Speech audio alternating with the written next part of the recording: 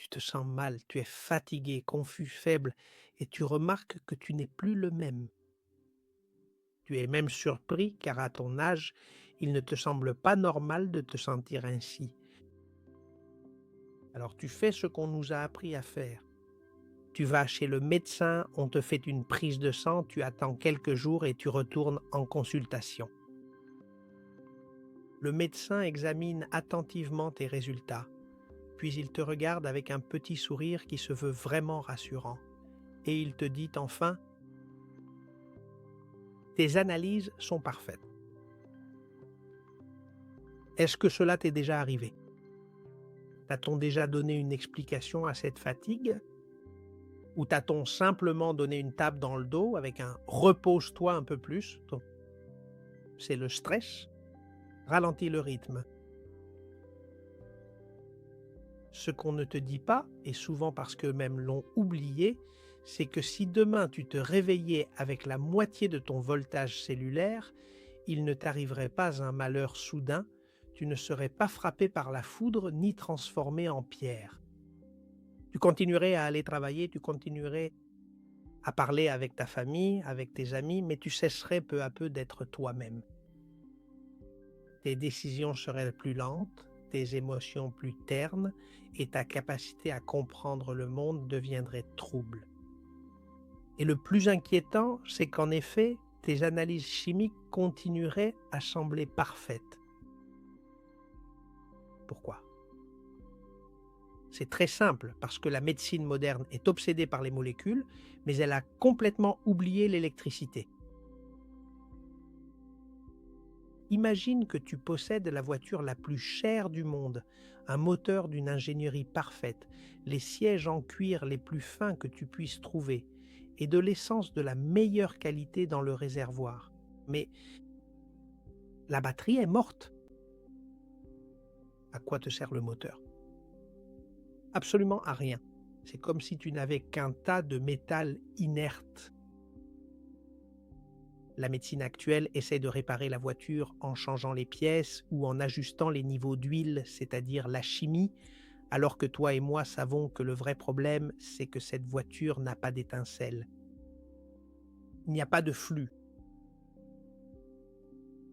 Nous avons construit une société qui est littéralement éteinte.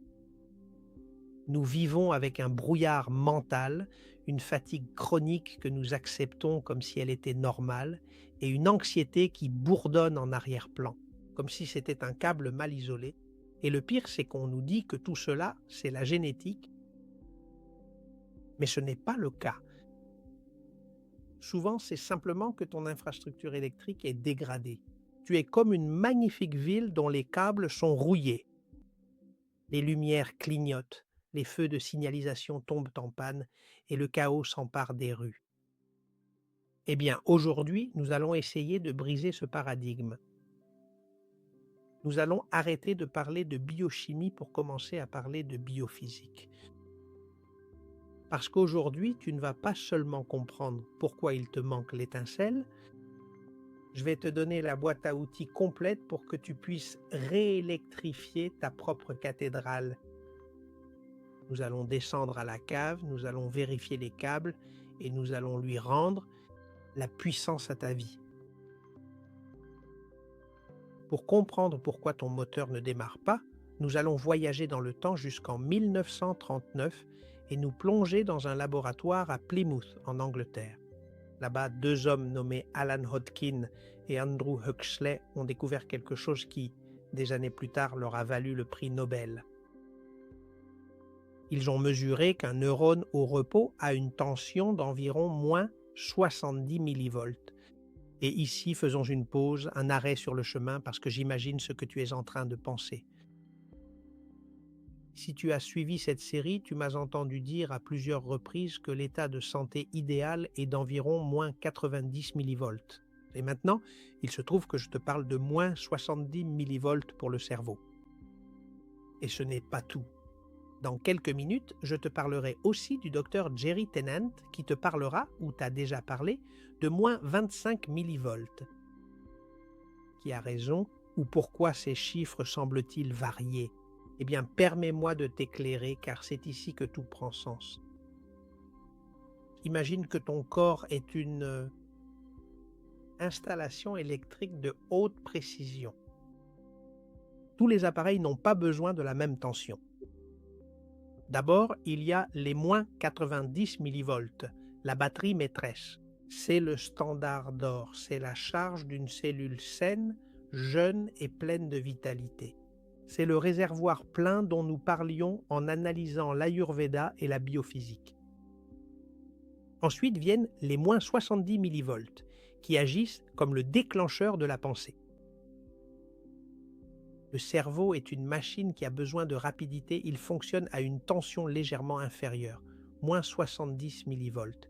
Et ce n'est pas parce qu'il est en moins bon état, mais parce qu'il doit être plus proche du point de déclenchement.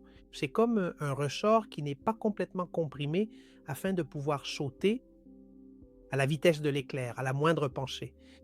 Et ensuite, troisièmement, il y a l'échelle de Tennant qui se situe entre moins 25 millivolts et moins 50 millivolts. Et c'est ici que le docteur Jerry Tennant intervient avec une vision clinique. Il nous explique que moins 25 millivolts est le minimum opérationnel, c'est la tension en dessous de laquelle un organe cesse de fonctionner. Merci. Et il commence à tomber malade et nous donne le chiffre clé moins 50 millivolts. C'est, selon le docteur Tennant, le mode turbo, c'est la tension supplémentaire dont tes cellules ont besoin pour se régénérer, pour fabriquer de nouvelles pièces. Si tu as vu l'épisode précédent sur Michael Levin, tu te souviendras qu'il est l'architecte. Levin a découvert le logiciel, les champs électriques qui indiquent aux cellules quelle forme elles doivent prendre. C'est comme le plan de la cathédrale, mais le docteur Jerry Tennant est l'expert du matériel et de la source d'alimentation. En définitive, cela ne sert à rien que Levin ait le plan le plus brillant pour régénérer ton foie ou ta peau si Tennant ne trouve pas une batterie capable de fournir les moins 50 millivolts nécessaires pour réaliser cette œuvre. Levin apporte l'intelligence et Tennant l'énergie et tous deux s'accordent sur un point fondamental, sans conducteur. Actuellement, il n'y a aucun courant électrique. Et pour que ce flux de courant circule correctement, nous devons examiner de près les câbles de connexion ainsi que le rôle de l'opérateur qui assure le maintien constant de la pression à l'intérieur de chaque cellule. Maintenant que nous savons de combien de voltage nous avons besoin, la question est qui maintient cette pression? Parce que merci. Tes cellules ne sont pas des boîtes fermées, elles sont vivantes, respirent et échangent constamment des matériaux. Et c'est ici qu'apparaît un autre géant de la science, Jens. Christian Skog, un homme qui a passé des années à disséquer des nerfs de crabe de mer pour comprendre comment cela se maintenait. La charge électrique. Et il a découvert quelque chose qui va te faire exploser la tête. Je t'en ai déjà parlé, mais maintenant je t'explique comment il y est parvenu. Il nous a dit que dans chaque cellule, nous avons quelque chose qui ressemble à un videur de boîte de nuit infatigable, prêt à se mettre au travail. Ça s'appelle la pompe sodium-potassium. Tu te souviens qu'on en a déjà parlé? Eh bien, imagine que ta cellule est la boîte de nuit la plus exclusive du monde. Dehors, dans la rue, il y a une foule de gens bruyants et agités qu'on appelle le sodium. Et à l'intérieur, on ne veut dans la boîte que des gens calmes et sophistiqués qu'on appelle le potassium. Et le videur, la pompe de secours, travaille 24 heures sur 24. Il attrape d'abord 3 personnes de sodium et les met dehors. Et en échange, il ne laisse entrer que 2 personnes de potassium. Comme il fait sortir plus de charges positives qu'il n'en laisse entrer, ce qu'il fait, c'est créer un vide électrique à l'intérieur. Et ce vide, c'est ce qui génère ces moins 70 millivolts ou moins 90 millivolts dont nous parlions. C'est en définitive ce qui maintient le ressort comprimé. Et écoute bien cette information car c'est elle qui explique ta fatigue. Ce videur est tellement strict et travaille tellement, attention, qu'il consomme presque 40% de toute l'énergie que tu produis, presque la moitié de ce que tu manges et de ce que tu respires est dépensé uniquement pour maintenir ses portiers au travail afin que tes ressorts cellulaires restent comprimés. Et que se passe-t-il lorsque le système échoue? Si tu manques des minéraux adéquats, qui sont les conducteurs, ou si ta production d'énergie chute, le portier s'endort. Alors, le sodium entre en masse dans la discothèque et le potassium s'échappe. Le ressort métallique s'étire lentement et toute ta tension nerveuse s'effondre soudainement. À ce moment-là, le moteur commence à chauffer. C'est quelque chose qu'en ingénierie, nous appelons la friction. En médecine, inflammation de bas grade. Et c'est la fumée d'un moteur qui travaille 3 fois plus juste pour obtenir la moitié du résultat. Cette pompe ne fait pas que déplacer des gens dans la discothèque. Ce qu'elle fait, c'est charger un condensateur biologique. Ta membrane cellulaire est techniquement cela, un condensateur. Et les minéraux sont les plaques de ce condensateur. Sans eux, ta cellule ne peut pas maintenir la charge et l'énergie se dissipe sous forme de chaleur résiduelle. Si tu veux arrêter de produire de la fumée et commencer à générer une vraie tension, nous devons aller chercher les composants d'origine de la batterie humaine. Nous devons parler de la mer et, en chemin, rencontrer 2 géants que l'histoire officielle a préféré garder dans l'ombre. Le premier est Claude Bernard, le père de la médecine expérimentale. Bernard n'était pas un médecin comme les autres. C'est lui qui a transformé la médecine en une science exacte. Parce qu'il a proposé une idée qui aujourd'hui est pourtant le pilier de la santé préventive, ce qu'il appelait le milieu intérieur ou le milieu interne. Avant lui, la médecine. Ce qu'elle faisait, c'était regarder les organes comme s'ils étaient des pièces isolées. Mais Bernard a pris du recul et s'est posé une question fondamentale. Dans quel environnement vivent nos cellules? Et il est arrivé à une conclusion qui aujourd'hui va te rendre ta souveraineté. Il a dit: « Nous ne sommes pas des êtres qui vivons dans l'air de la ville ou dans le froid de l'hiver. Nos cellules vivent exclusivement dans les liquides qui les baignent.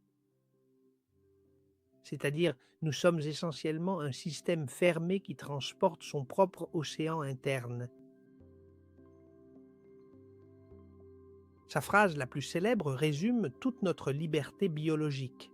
Il disait: « La constance du milieu intérieur est la condition de la vie libre. » Et qu'est-ce que cela signifie pour toi?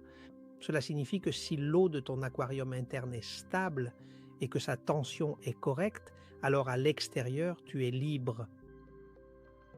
Cependant, si cet équilibre se rompt, tu deviens esclave de la maladie et le germe trouve alors sa place. Trouve un endroit où s'accrocher. Mais la théorie de Bernard avait besoin de quelqu'un pour la sortir des livres et l'amener sur le champ de bataille.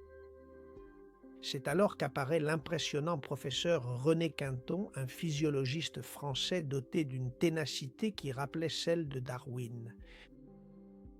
Quinton n'était pas un mystique, c'était un scientifique d'une rigueur extrême, obsédé par une observation révolutionnaire. Notre sang est pratiquement de l'eau de mer. C'est en l'an 1904 que René Quinton publia son œuvre scientifique maîtresse intitulée « L'eau de mer, milieu organique ». Par cet ouvrage, il voulait absolument démontrer que nous ne sommes pas réellement des animaux terrestres, mais plutôt de véritables aquariums vivants qui marchent sur la terre ferme. Nous portons l'océan en nous, dans notre plasma et dans notre liquide interstitiel, et pour que nos cellules continuent de nager dans le même milieu électrique où la vie est née il y a des millions d'années, c'est ainsi. Pour le prouver, il a réalisé une expérience qui a laissé la communauté scientifique de son époque complètement sans voix. Il a remplacé tout le sang d'un chien par de l'eau de mer filtrée et diluée, ce que nous appelons aujourd'hui de l'eau de mer isotonique. Le monde s'attendait à ce que l'animal meure en quelques minutes. Et qu'est-ce qui s'est passé? Au contraire, en quelques jours, le chien était plus vif, plus fort et ses blessures guérissaient plus vite que jamais. Et Quinton ne s'est pas arrêté au laboratoire. Avec exactement la même ferveur que Darwin a soutenu l'évolution, il a vigoureusement défendu le concept fondamental du terrain biologique. Les célèbres dispensaires marins, les gouttes de lait, où il a sauvé la vie de milliers d'enfants mourant du choléra et de malnutrition dans les faubourgs de Paris à l'époque. On ne leur donnait pas de médicaments chimiques, il leur injectait simplement son plasma de Quinton.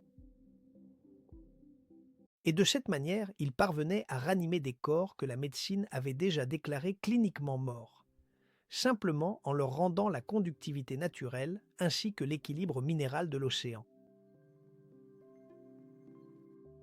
René Quinton a brillamment démontré que si l'on parvient à réparer le terrain biologique, le poisson, c'est-à-dire la cellule humaine elle-même, retrouve alors automatiquement sa pleine santé.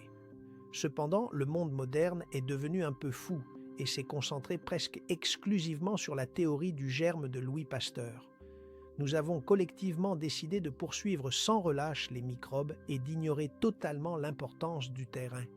Mais l'histoire, au final, nous a laissé une très belle et profonde leçon d'humilité. On raconte souvent que, sur son propre lit de mort, Louis Pasteur lui-même a finalement reconnu la vérité fondamentale que Claude Bernard et René Quinton avaient toujours défendue avec ferveur.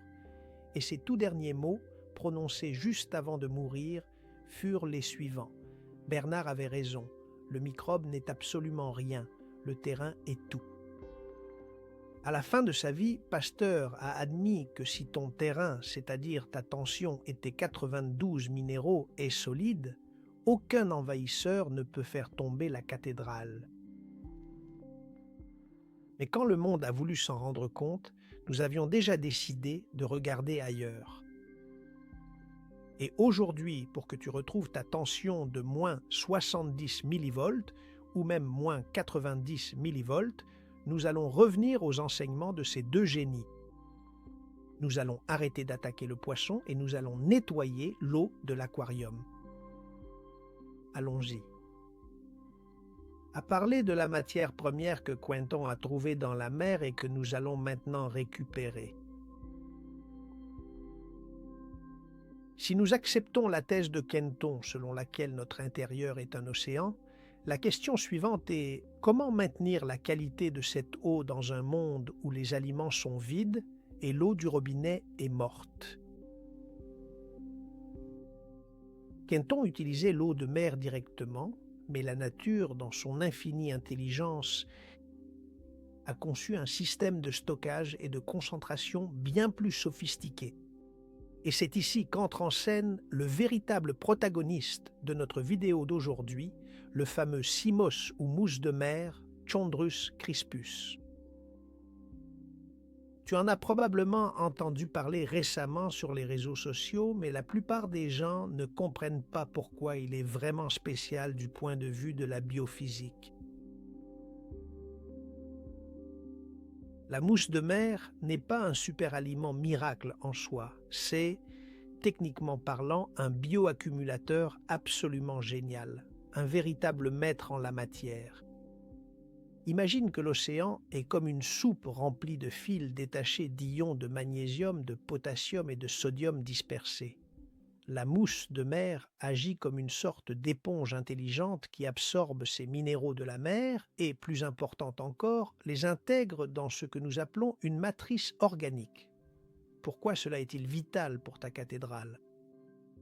Eh bien, c'est très simple, car comme nous l'avons vu, ton videur de discothèque, c'est-à-dire cette pompe sodium-potassium dont nous parlions, ne recherche pas simplement des substances chimiques isolées. Non. Le corps humain ne reconnaît pas bien les éléments isolés. C'est important de le comprendre. Ce que ta biologie recherche, ce sont des paquets d'informations. La mousse de mer contient 92 des 102 minéraux qui composent le corps humain. Mais ce qui est fascinant, ce n'est pas seulement le chiffre 92, c'est qu'ils sont emballés exactement de la manière dont tes cellules vont les reconnaître instantanément. Prendre un complément de magnésium synthétique de pharmacie, c'est comme essayer de réparer un ordinateur. En lui lançant des pièces détachées en métal. La mousse de mer, en revanche, fournit à ton électricien intérieur le fil de cuivre exact, avec l'épaisseur précise et l'isolation parfaite dont il a besoin pour réparer tes câbles effilochés. C'est littéralement de la nourriture électrique prête à l'emploi. Et en introduisant cette matrice dans ton système, ce que tu fais, c'est donner à tes cellules la matière première pour que ces ressorts, qui se sont détendus à cause du stress et de la mauvaise alimentation, puissent à nouveau se contracter. Autrement dit, tu récupères la conductivité qui permet enfin au logiciel de régénération de Michael Levin ou au voltage de guérison de Jerry Tennant de s'exécuter. Mais attention, le simple fait d'avoir tout le matériel de réparation nécessaire à la porte de la cathédrale ne suffit absolument pas. Nous devons impérativement nous assurer que ce matériel précieux pénètre profondément jusqu'au cœur même de la cellule vivante, et pour accomplir cette mission complexe, il nous faut un camion de livraison extrêmement sophistiqué, un véhicule qui soit parfaitement capable de traverser sans encombre les douanes biologiques les plus strictes et les plus vigilantes de notre organisme. Garde à l'esprit que tu as déjà fait le plus dur, tu as obtenu le meilleur matériau du monde, cette mousse de mer chargée des 92 minéraux. Tu as déjà toutes les briques nécessaires ainsi que le câblage complexe juste devant la grande porte de la cathédrale, mais maintenant, te retrouves-tu face à un véritable problème d'ingénierie? Il semble que la porte de la cellule soit fermement fermée à clé. En biologie, cela s'appelle un problème de biodisponibilité. Tu peux avoir les minéraux qui circulent dans ton sang, mais s'ils n'arrivent pas à traverser la membrane cellulaire, ils sont inutiles. Ils restent dehors, dans la rue, sans pouvoir allumer la moindre lumière à l'intérieur de toi. Et pour résoudre ce dernier problème d'infrastructure si sérieux, nous devons voyager jusqu'au plus haut sommet du monde. Nous partons pour l'Himalaya. Là-bas, nous trouvons une substance qui semble sortie d'une légende, mais qui est de la pure géochimie. Le shilajit. Cette substance mystérieuse qu'est le shilajit n'est absolument pas une simple plante, ni même un minéral ordinaire que l'on trouve partout. C'est une résine organique que suintent les roches après des millénaires de décomposition de plantes médicinales restées piégées dans la pierre. C'est littéralement l'essence même du distillat de toute la force de la montagne. Mais pourquoi est-ce la pièce finale et indispensable de notre carte du voltage? Eh bien, c'est très simple car le shilajit est la source naturelle la plus puissante d'acide fulvique. Et c'est ici que nous retrouvons le travail d'un scientifique de renommée mondiale que je t'ai déjà mentionné précédemment dans cette série, le docteur Riccardo Macchioni. Macchioni et son équipe du Centre international de biomédecine du Chili ont découvert que l'acide fulvique est bien plus qu'un simple nutriment. L'acide fulvique est un solvant moléculaire intelligent. Et dans leurs travaux de recherche approfondis sur le cerveau humain, ils ont clairement mis en évidence que cette molécule spécifique a la capacité de s'infiltrer et de circuler là où aucune autre ne le peut. Absolument aucune autre solution ne parvient réellement à défaire les nœuds complexes de protéines, qui provoquent malheureusement des court-circuits majeurs au sein de nos neurones cérébraux. Cependant, en plus de cela, dans le reste de ton corps, l'acide fulvique remplit une mission de transport cruciale.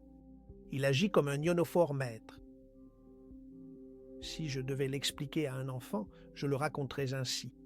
L'acide fulvique est le camion de livraison qui possède la clé maîtresse de toutes tes cellules. Sa structure moléculaire est si petite et puissante qu'elle saisit ces 92 minéraux que t'a donnés la mousse de mer et les pousse physiquement à travers la membrane cellulaire jusqu'à atteindre la mitochondrie qui est ta centrale électrique. Sans ce transporteur, une grande partie de ton investissement dans la santé est perdue. Mais avec lui, tu t'assures que la tension soit générée à l'intérieur de la cellule, qui est en réalité l'endroit où cela compte vraiment pour atteindre ces moins 70 millivolts ou moins 90 millivolts dont nous parlons depuis tout à l'heure. Mais ici, tu dois faire attention à une chose de plus. Tout ce qui brille n'est pas du shilajit. Comme c'est une substance si précieuse, le marché est rempli d'imitations dangereuses. Pour qu'il fonctionne comme ce transporteur ionique dont ta cathédrale a besoin, tu dois t'assurer de suivre 3 règles. La première, la forme, c'est le fond. Cherche toujours de la résine pure. Oublie les poudres, les gélules ou les comprimés bon marché. Souvent, ce ne sont rien d'autre que du charbon ou de la terre avec des extraits chimiques. Cherche la résine, et cette résine doit être noire, brillante et avoir une odeur intense, terreuse, presque comme s'il s'agissait d'un asphalte organique. Deuxièmement, cherche le seau de qualité or, gold grade, et assure-toi toujours qu'il provient des sommets de l'Himalaya ou de l'Altaï, et que la mention Gold Grade soit clairement indiquée, car c'est celle qui possède la plus forte concentration d'acide fulvique. Troisièmement, le certificat de pureté, et c'est là le point non négociable. Le shilajit suinte de la roche et peut contenir des métaux lourds. Un fabricant sérieux doit te fournir l'analyse de laboratoire concernant les métaux lourds, c'est-à-dire le plomb, le mercure, l'arsenic, entre autres, présents dans le lot spécifique qu'il te vend. Et s'il n'y a pas d'analyse, il ne doit pas y avoir d'achat. Ta santé ne peut pas admettre de risque. Eh bien, en unissant l'océan, la mousse de mer de Quinton avec la terre, le shilajit, ce que tu fais, c'est de fermer le cercle. Tu as la matière première et tu as le transport. Tu as maintenant le plan de Levin, l'énergie de Tennant et le terrain de Bernard. Et maintenant que l'ingénierie est claire et que le plan est sur la table, il est temps de laisser les livres de côté et de passer à l'action. Il est maintenant grand temps que je t'apprenne enfin à préparer tout cela toi-même, directement chez toi, pour que ta magnifique cathédrale commence à briller de 1000 feux le plus rapidement possible. Disons, pour un instant, stop à la théorie, car nous avons parcouru les laboratoires du monde entier pour comprendre le pourquoi. Mais maintenant, nous allons nous concentrer sur le comment. Je vais te donner les 7 clés maîtresses pour que tu puisses remplir ton réservoir de voltage. Et il est important que tu ne les considères pas comme de simples recettes de cuisine, car ce sont des protocoles d'ingénierie pour que ta cathédrale cesse de perdre de l'énergie et commence à l'accumuler. Premièrement, le gel de mousse de mer, ta matrice de 92 minéraux. La mousse de mer est ton entrepôt de pièces de rechange, mais il faut savoir l'utiliser avec respect. Je vais donc d'abord te donner le protocole. Assure-toi tout d'abord, et c'est le plus important, qu'il s'agisse de mousse de mer sauvage ou biologique. Une fois que tu l'as, lave-la bien à l'eau froide pour enlever le sable et fais-la tremper pendant 24 heures dans de l'eau filtrée avec le jus de 2 citrons. Ensuite, mixe-la avec un peu d'eau propre jusqu'à obtenir une gelée lisse. La dose, 2 cuillères à soupe par jour. En consommant ce produit, tu apporteras à ton corps tout entier 92 minéraux essentiels contenus dans une matrice organique naturelle que tes cellules reconnaissent instantanément. Mais attention, voici maintenant un avertissement de sécurité très sérieux. Écoute bien ceci avec attention. La mousse de mer est extrêmement riche en iode naturel. L'iode est le carburant indispensable de ta glande thyroïde, qui agit comme ton véritable thermostat énergétique personnel. Si tu as actuellement des problèmes de thyroïde connus comme l'hyperthyroïdie ou la maladie de Hashimoto, ou bien si tu suis un traitement médical spécifique, consulte impérativement ton médecin traitant avant de commencer. Parce qu'un système biologique déréglé peut réagir à un excès soudain d'iode exactement comme un fusible électrique face à une forte surtension. La souveraineté, c'est aussi la responsabilité. Deuxièmement, parlons du sérum de Quinton Maison. Si tu souhaites obtenir le véritable plasma de Quinton sans devoir payer les prix élevés de la pharmacie, sache que le secret réside simplement dans l'utilisation du bon sel marin intégral. Quel est le protocole? Oublie le sel blanc raffiné, qui est comme un câble coupé, et utilise du sel celtique, du sel de Bretagne ou du sel gris. Et il doit être humide et de couleur grisâtre. Pour chaque litre d'eau, mets entre 4 et 6 grammes de sel et teste ta tolérance. Teste ta tolérance au sel dans l'eau. Sache que ton corps devrait recevoir environ 6 grammes de sel pour chaque litre d'eau qu'il consomme, et cela inclut toute l'eau que tu consommes. L'eau, les fruits, l'eau que tu reçois à travers les fruits, le café, le thé, les bouillons, par n'importe quelle voie. Et je te donne ce qu'on appelle l'astuce du télégramme quand tu vas utiliser cette eau. Mets un grain de sel sous la langue avant de boire l'eau préparée. Cela activera tes capteurs électriques et enverra un message à tes cellules. Attention, une charge arrive, ouvrez les portes. C'est la façon de faire en sorte que l'eau ne te traverse pas simplement, mais que tu t'assures qu'elle entre dans la cellule et l'hydrate. Vraiment. Troisièmement, les jus biologiques sont de véritables batteries d'eau structurée ou d'eau EZ. La nature emballe l'eau vivante dans des récipients parfaits qui ont déjà été filtrés et organisés par la plante elle-même. Et ici, tu as des options. D'un côté électrique, le concombre est le roi. Pour son équilibre. Mais le melon, la pastèque et, bien sûr, l'eau de coco fraîche et naturelle sont aussi de véritables batteries biologiques. Pourquoi ça fonctionne? Eh bien, c'est très simple. Parce que cette eau n'est pas seulement H2O, c'est de l'eau à l'état cristallin chargé d'électrons, et en la consommant à jeun, tu donnes à tes mitochondries un carburant haute fidélité que le corps absorbe presque sans dépenser aucune énergie.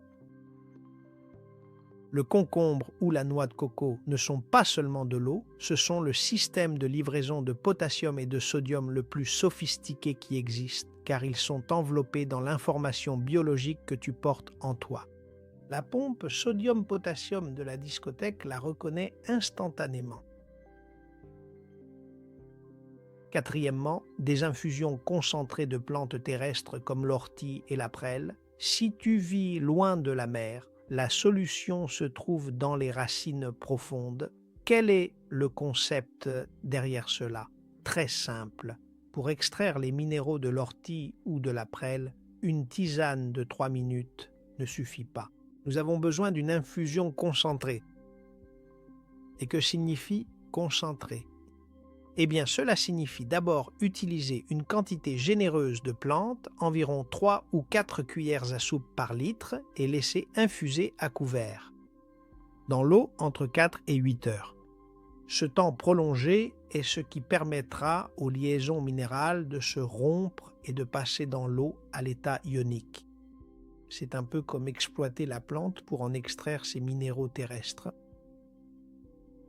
Cinquièmement, l'élixir des ferments, la saumure. C'est ici que la biologie travaille pour toi. Quel est le protocole? Surtout, ne vous débarrassez jamais du précieux jus de fermentation de votre choucroute ou de vos petits légumes marinés de façon artisanale. Ce liquide, sachez-le, c'est un véritable trésor nutritionnel et électrique. Dans ce liquide, les bactéries ont déjà fait le sale boulot de rompre les liaisons chimiques des minéraux et les ont libérées, avec leur charge active, prête à bondir vers tes neurones. Boire un petit verre quotidien de ce liquide est un moteur de performance exceptionnel pour booster toute ta connectivité cérébrale. Sixièmement, le bouillon d'oche, qui est en quelque sorte le ciment de la cathédrale. Si la mer nous apporte les minéraux, la terre nous donne le collagène nécessaire pour que ces minéraux ne s'échappent pas par les fissures. Et quel est le protocole? Très simple, fais cuire des os avec de la moelle à feu très doux pendant au moins 24 heures en ajoutant un filet de vinaigre de cidre. Le vinaigre extrait les minéraux de la structure osseuse et ce bouillon réparera les fuites de voltage de ton intestin, garantissant que le carburant reste à l'intérieur. Et septièmement et enfin, le fameux Shilajit, qui est l'activateur du transport. Maintenant que tu as obtenu la bonne résine, nous allons la connecter au système. Quel est le protocole? Utilise la pointe d'une cuillère en bois ou la spatule qui accompagne généralement le flacon. Il est conseillé de prendre une portion de la taille d'un grain de riz ou d'un petit pois, ce qui correspond approximativement à une quantité située entre 250 mg et 500 mg au total. Et pour la préparer, dissous-la dans un verre d'eau tiède ou dans ton infusion concentrée d'ortie dont je t'ai parlé plus tôt. Mais il y a ici un point important. L'eau ne doit jamais être bouillante car une chaleur excessive détruit les molécules délicates de l'acide fulvique. Remue jusqu'à ce que l'eau prenne une couleur brun foncé et devienne totalement translucide. Prends-le à jeun avec tes 2 cuillères de gel de mousse de mer ou avec ton grain de sel sous la langue, en buvant l'eau préparée. Comme je te le disais, étant un ionophore, le Shilajit va capter ces 92 minéraux que tu viens d'ingérer et les pousser physiquement à travers la membrane cellulaire. C'est lui qui s'assure que le matériau de construction arrive à l'ouvrier au cœur. De la mitochondrie. Voici donc présentés les 7 protocoles essentiels, mais il est totalement inutile et vain de remplir l'aquarium si par la suite vous subissez un court-circuit électrique à cause d'un stress intense et permanent. Tu dois décharger l'électricité sale accumulée en vivant entre le Wi-Fi et le béton. Et beaucoup d'entre vous me disent ici, mais José Maria, c'est que je vis dans un appartement au 10e étage et je ne peux pas marcher pieds nus sur la terre parce qu'il fait très froid, parce que je suis âgé, parce que je suis faible, pour toutes sortes de raisons, mais ce n'est pas grave. Ton immeuble possède un système de sécurité appelé prise de terre. C'est un câble en cuivre qui part de tes prises électriques et est directement enfoncé dans les profondeurs de la planète. Tous les immeubles du monde entier doivent en être équipés. Et donc tu peux appliquer différentes solutions. La première, c'est la solution du robinet. Si les canalisations de ton immeuble sont en métal et que le robinet est en métal, il devient alors un conducteur direct de cette prise de terre. Le toucher avec les mains humides pendant quelques minutes permettra à l'excès de charge positive de ton stress de s'évacuer et aux électrons de la terre d'entrer. Mais et si ton robinet est en plastique ou en résine ou si les canalisations de l'immeuble le sont? Dans ce cas, cherche le radiateur s'il est en métal et si les tuyaux du chauffage sont en métal et cherche un endroit où la peinture est usée puis touche-le à cet endroit. Les radiateurs font partie d'un circuit métallique qui est généralement relié à la prise de terre de l'immeuble. Mais il y a une autre option technique plus simple Il existe ce qu'on appelle des tapis de mise à la terre qui se branchent sur la troisième broche de ta prise, celle de la terre. C'est la prise biologique dont ta cathédrale a besoin pour stabiliser ses moins 70 millivolts. Avec les tapis, tu obtiens exactement la même chose. Eh bien, la reconstruction n'est pas un acte de foi, c'est un acte d'ingénierie, comme tu peux le voir. Et aujourd'hui, je t'ai donné les premiers outils de ta souveraineté biologique. Tu sais déjà ce que sont les 92 minéraux haute fidélité et tu sais qui est le transporteur maître pour qu'ils atteignent le cœur de ta cellule. Si tu commences aujourd'hui avec le protocole de la mousse de mer, le shilajit et le sel minéral, ton infrastructure électrique commencera à guérir. Cependant, cela ne représente en réalité que 30% de la totalité de cette carte. Le fait de posséder les meilleurs câbles en cuivre ne présente absolument aucune utilité si le liquide caloporteur qui les entoure est totalement mort. Afin que ta cathédrale puisse enfin briller de 1000 feux de sa propre lumière, nous devons absolument finaliser l'ensemble de ce système et nous allons le faire lors des 2 prochaines étapes cruciales et fondamentales. Dans le prochain épisode, la vidéo 11 de la série, nous allons décrypter le code de l'eau vivante et je t'enseignerai le protocole exact pour ressusciter l'eau morte du robinet et la transformer en cristal liquide. Et je te donnerai aussi la liste exhaustive et indispensable des aliments qui non seulement nourrissent en profondeur votre organisme, mais vont revitaliser et recharger ta batterie biologique, rien qu'en les mangeant ou en les buvant quotidiennement. Et juste après, dans la vidéo suivante, la vidéo 12 de la série, nous bouclerons la boucle avec ce que j'appelle le triangle de l'hydratation cellulaire et là je te révélerai comment utiliser la pression du mouvement, la connexion à la Terre et la lumière infrarouge. Pour que ton niveau d'énergie personnelle soit totalement inépuisable, cela n'a absolument aucune importance que tu vives dans une grande ville de béton ou dans l'endroit le plus glacial, rude et reculé du monde entier. Ne t'arrête pas maintenant. Alors que tu as enfin commencé à allumer toutes les lumières de ta sublime cathédrale. La carte complète de ta puissance vitale est sur le point d'être révélée. Si cette vidéo t'a semblé utile et que tu penses qu'elle peut aider d'autres personnes, tu me rendrais un grand service en la partageant. Il s'agit d'une part de pouvoir aussi aider d'autres personnes qui pourraient avoir besoin de retrouver leur étincelle et d'autre part de diffuser le savoir. Tu sais parfaitement ce que je me plais à te répéter sans cesse. Il faut aller de l'avant, encore et toujours vers l'avant. Sache que je prends le temps de te lire attentivement dans les commentaires.